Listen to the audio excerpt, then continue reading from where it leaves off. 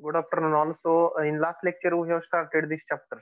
Last few lectures, chapter number 1, BIS conventions of machine drawing and study of BIS convention. We are at the end of this chapter. So today we will complete this chapter, first chapter. Okay.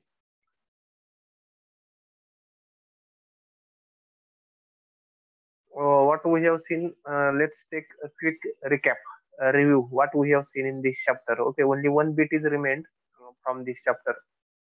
So what we have seen, let's see quickly. This was a syllabus. What we have seen.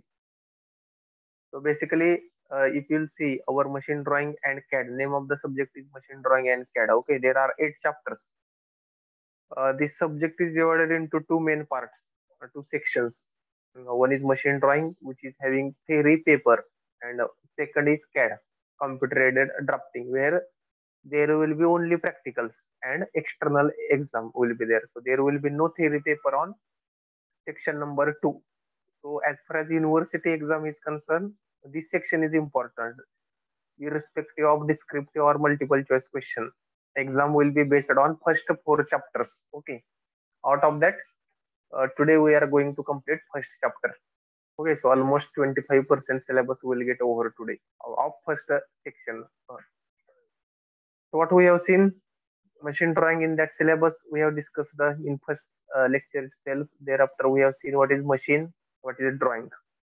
Okay, so whenever different linkage is there, which is going to transfer force from one link to another force, and which automatically is going to reduce human efforts.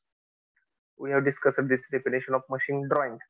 Unless and until there are no technical specifications, we cannot call it as a drawing. That also we have discussed, where only picture of object we cannot call it as a drawing. Okay, so it should have technical specification that we have seen. Okay, after that, symbols usually in dimensions or dimensioning. While giving dimensions, different symbols are used. Can anybody tell one of the symbol here which you are remembering? For example, suppose I will draw this symbol, something like this. Not this. Can anybody tell any symbol? For example, maybe something like this.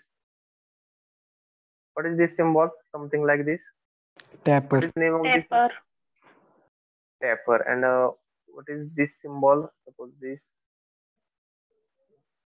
or maybe something like this. Slope. Slope. Slope. What is this symbol? Maybe this. Depth. Depth. Okay.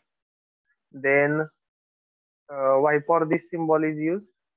Symbol or capital U. Why for it is used? Spot space. Huh? Spot space. Spot face or counter bore. Okay. Why for this capital V is used? So such questions will be there in your exam. Capital V. Countersunk. Countersunk or countersink. It is also called as countersink. X, capital X. Why for it is used? Number of times. Number of times. Number of times. Very good. So you are with me. That's good thing. You are with me. You are giving answer. That means you are studying. Okay. So these different symbols we have seen. Thereafter we have seen placing of dimensions. Methods of indicating dimension. Okay. Once we want to give dimension to any drawing, once we want to give a dimension to drawing, which things we require? We have discussed that things. Which things we require to give dimension? Okay, which are they? One is dimension line. So here it is there. Number 2 is arrow is required. Okay, arrow. Again, digits are required sometimes. Okay. Again, what it is required? Digit. Then fourth one is arrow, digit, Extension line. dimension.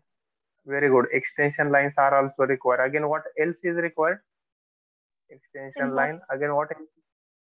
Very good. Symbols are also required. Means it is very basic. Symbols are also required to give dimension. So these three, 4, 5 things are required to give dimension. But depending upon orientation of dimension line, these types are there. How many types are there? 5. How many types? 5 are there. Which are they? aligned system, unidirectional system, chain, parallel, and combined, that we have discussed. So let us see what it is. Depends upon orientation of or placing of dimension line. How dimension line is placed in this case, aligned system. So what is aligned system? Aligned system is nothing but we can read the drawing only from the bottom or right hand side. From here we can read the drawing. Both bottom or right hand side. Both bottom and right hand side. And where dimension text is placed in aligned system, is it above or is it in between? It is always placed above. Okay, so that is aligned system. On the other hand, unidirectional means only one direction. Which is that direction for reading the drawing? Uni means only one, only bottom. And what about dimension text, where it is placed? Above or in between. Above or in between. Next, chain dimensioning. What is chain? We have discussed first. Before chain dimensioning, we have seen what is chain. What is chain? One